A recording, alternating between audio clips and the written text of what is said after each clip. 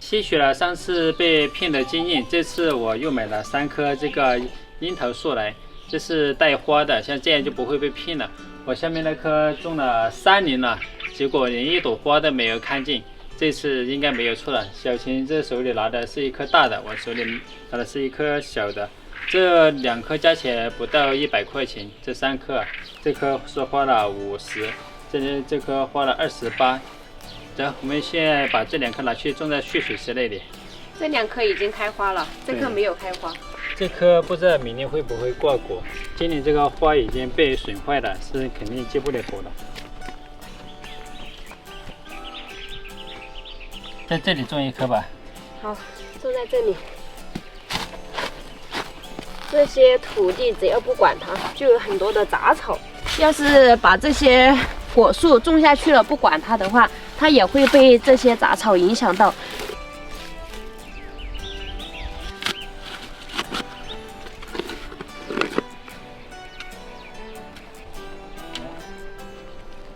这颗种在这里。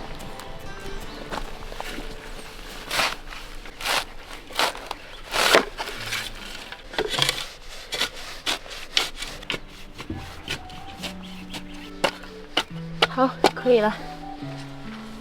这个位置有没有土啊？全部都是风花石。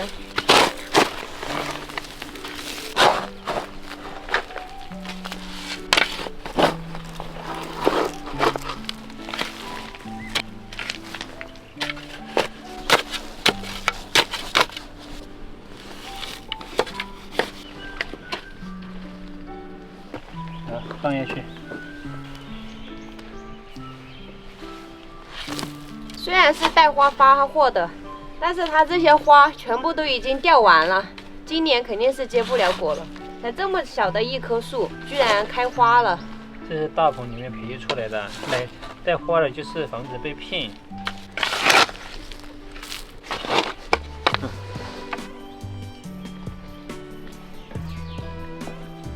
还有这么一棵，别看我们现在种树一棵一棵的种下去，然后没有什么感觉，到时候等收获果实的时候，一点一点的把它吃掉，那个感觉就来了。这棵种在这个位置。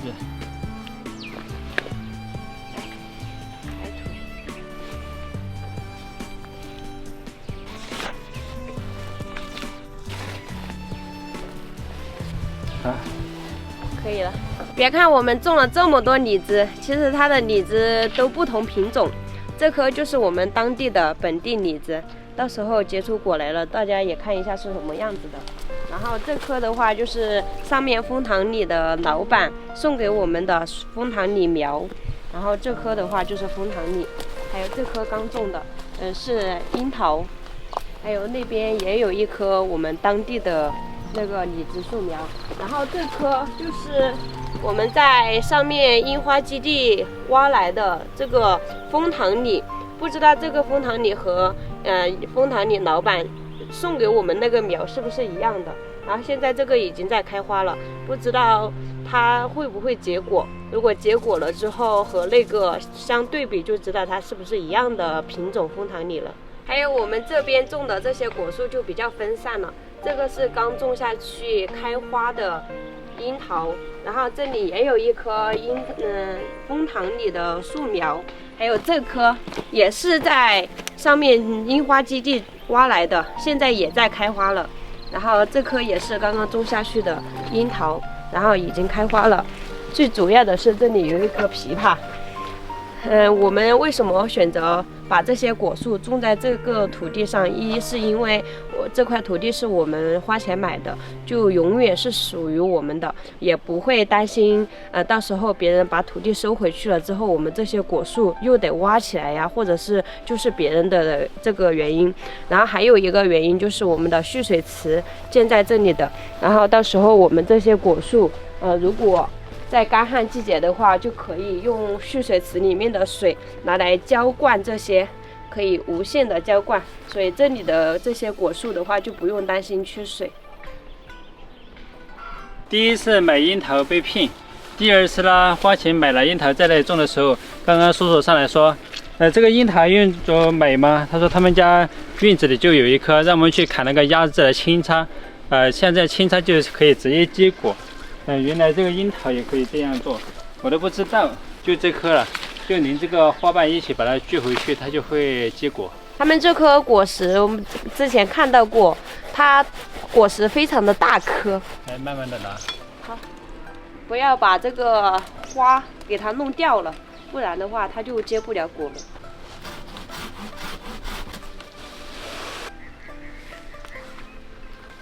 给我吧。好，这2颗就完全足够了。这颗这么大，这个是小的，都已经开花了，看到没有？这个因为是锯掉的，可能需要生根粉给它泡一下。给它锯成2颗。其实主要是想把它锯短一点，像这样存活率高。把每一颗苗都削尖，像这样的话更容易存活。然后我们现在放在这个水里面泡一下，再倒一点生根粉，这样的话它才会更好的发芽。这是去年买的生根粉，一直没有用，今天可以把它用上了。如果有条件的话，可以舀上几勺。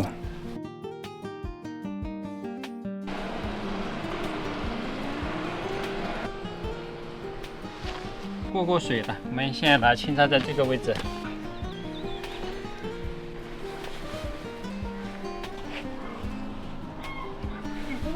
可以了。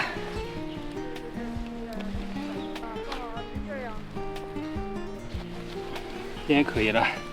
然后我们下去看一下，下面还有很多水果。这里这棵呢就是柚子树，我们租房子来的时候它就已经长在这里了，可能是它自己发的芽长在这里。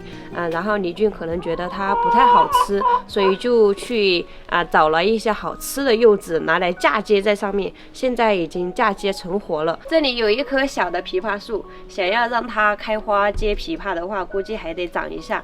然后这棵小的应该也是李子树，我们本地的。然后这棵也是李子树，我们这里面它有很多的李子树苗，但是等它长出来的时候，它的品种是不一样的。这棵是无花果，大家经常都看到我们摘无花果吃的时候。还有这棵桃树，这棵桃树也是李俊最喜欢的，因为它是一个棒棒糖型的，下面是一棵独苗，然后长起来就把它分散开了。还有这棵也是樱桃树，李俊说的他被骗就是这棵其实它已经长得这么大了，如果按照正常的樱桃树的话，它应该这么大是会结果的，是会开花结果的，但是到目前为止它都没有开花，只有一点叶子。然后这边这棵就是也是一颗枫糖李，也是在基地里面挖下来的枫糖李，它也在开花了，现在有花苞了。然后这个的话就是柚子树，这棵柚子树也是我们找的那种比较好的品种拿来种在这里的。然后这棵看起来它有点像柚子树，其实它是脐橙。